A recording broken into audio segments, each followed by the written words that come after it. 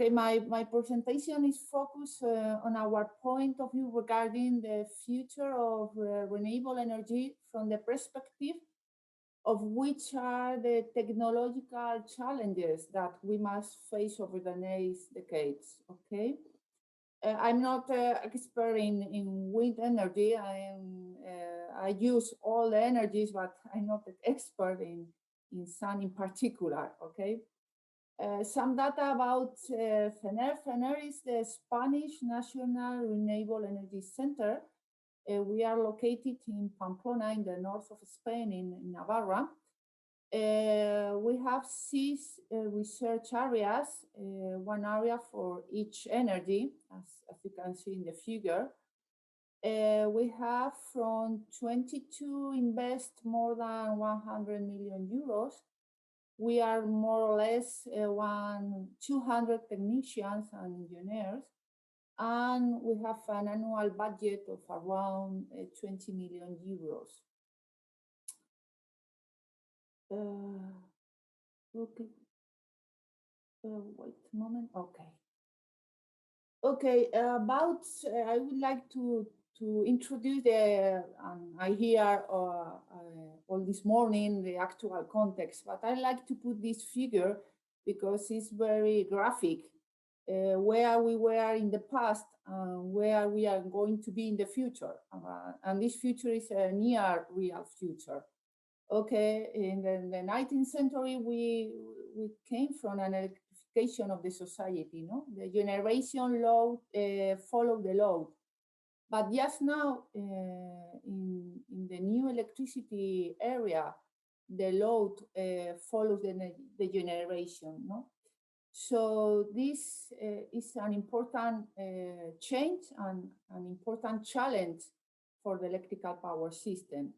We have to change our mind about how the electrical power system is going on. We pass from an unidirectional flow and unidirectional electric system to a bidirectional one. So we have to change.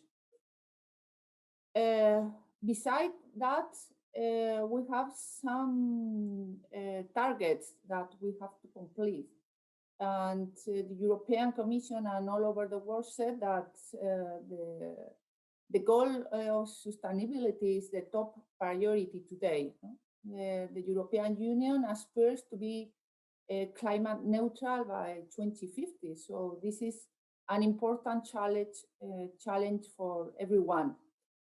And this objective, of course, implies the massive and generalized incorporation of renewable energies into the system, but as well as electrification of sectors that produce emissions. So we have 2 important challenges. One is introduce, if it's possible, 100% of the renewable energy into the system. And another one is the electrification of the sectors that produce somehow emissions. So in this sense, we have a new scenario and a new objective. No? And in this sense, the Grid Integration Department try to contribute to this new future. So we are just now in our birthday because we are celebrating our 20 years. And during these 20 years, we have to follow and to contribute in the increase the penetration of renewable energies into Spain and in other countries, of course. And we have been adapting to the specific needs that the grid presents in the face of the growth of these energy sources. So how we are doing to do? We focus in too many aspects that are smart grids and storage systems. And of course, we try to develop new products and tools to help to achieve these goals. Okay, in this figure, we can see the new concepts or the new actors that are begin to be in the electrical power systems are figures that prosumers is the union of production and consumer. There is a new figure that is prosumage. It's producer, consumer, and storage. And we are talking about new concepts that microgrids, virtual power plants, virtual storage plants, of course, energy management, new roles that appear in the system, and we have to learn to manage them and to live with these new roles in the power system. And of course, we don't forget the ITCs that is going with us to develop all these new aspects. Okay, this is our microgrid. Okay, in these new roles, we think that microgrids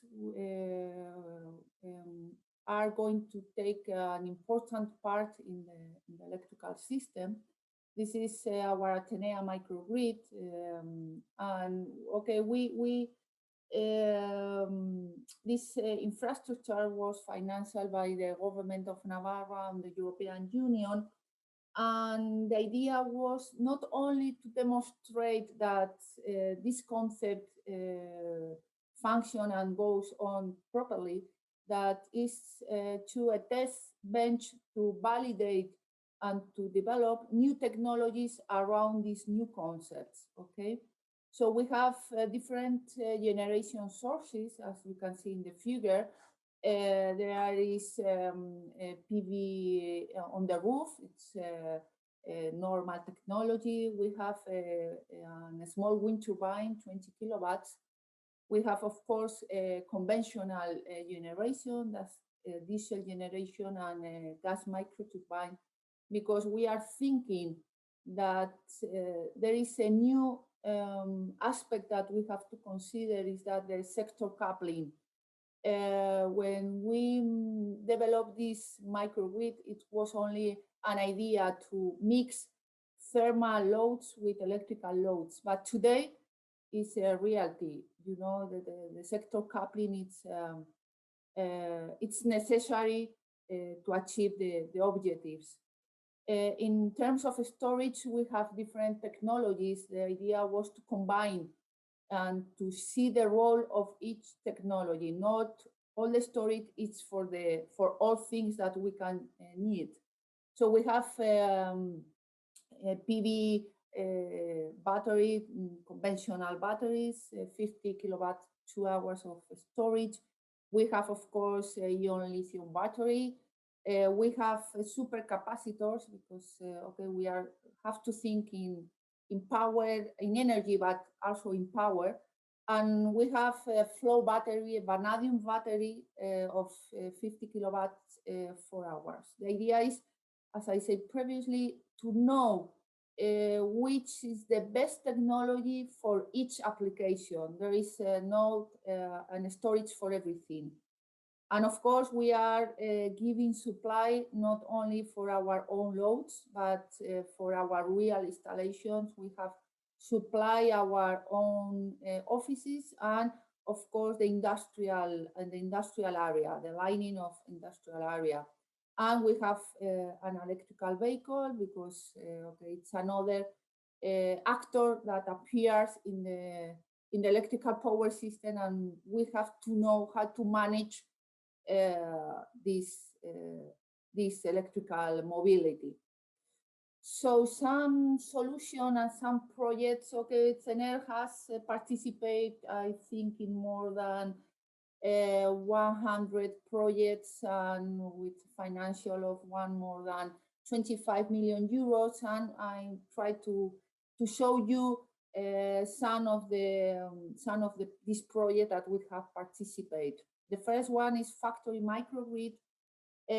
This was a project in which one we designed and developed a microgrid for an industrial facility. In this facility, they produce vending machines for and other things, but they have a high consumption and a high power contract, and we want to reduce, try to reduce this consumption with renewable energies, and try to reduce the power contract with they have with the company.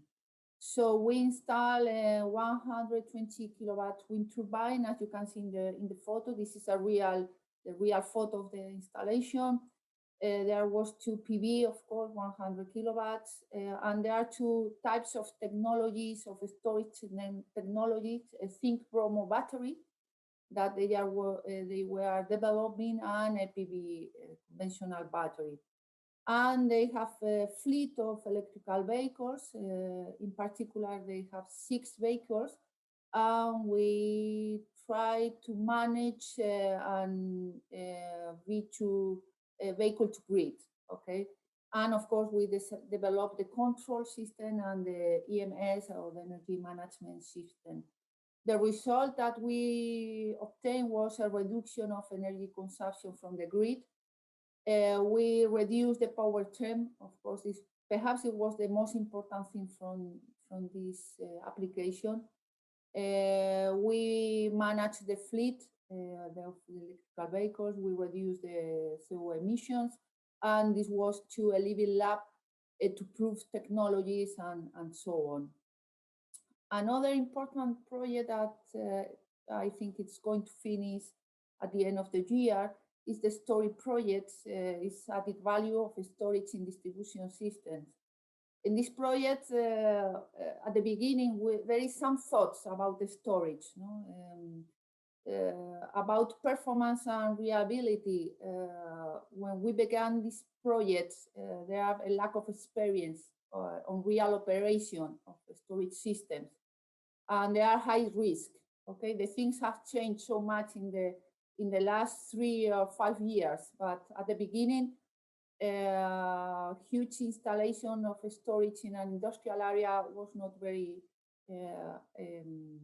habitual. Okay, we have to think about financial, of course. There is a new business model that we have to develop around storage, and we have to develop methodology to capture the value, and we have to regulate that. Of course, we have to control and monitoring the energy, and we have to develop the optimal strategies to manage the local networks, and of course to a standard. So there was so many things around storage that there must define to achieve that the storage will be real in next years. Okay.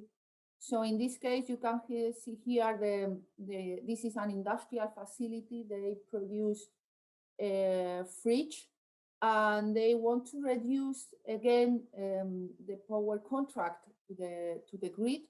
They have a PV installation on the roof, and they wanted to manage this renewable energy added storage. Okay, so what we want to demonstrate in this project is the innovative approach for energy storage systems to find solutions which are affordable, secure, and ensure an increased percentage of self-supply of electricity.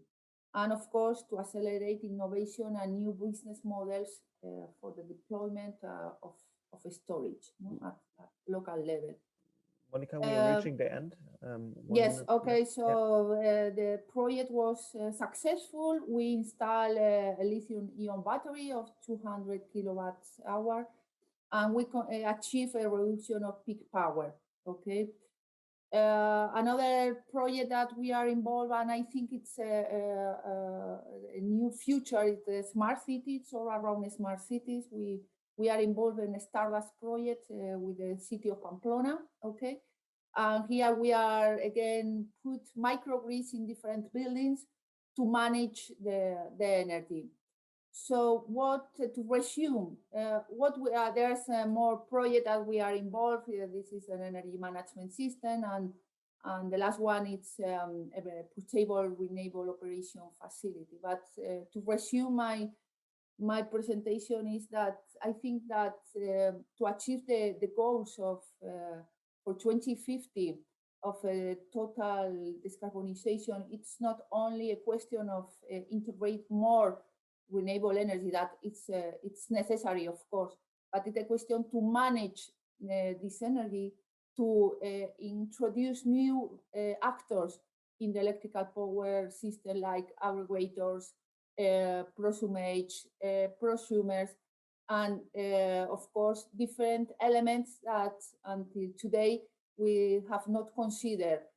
I don't speak about hydrogen, but hydrogen it's here, and hydrogen could be an energy vector that could help us to achieve this goal. So I think that we are going in front of a new area with big and huge challenges that I hope we can achieve in the next years. And that is all.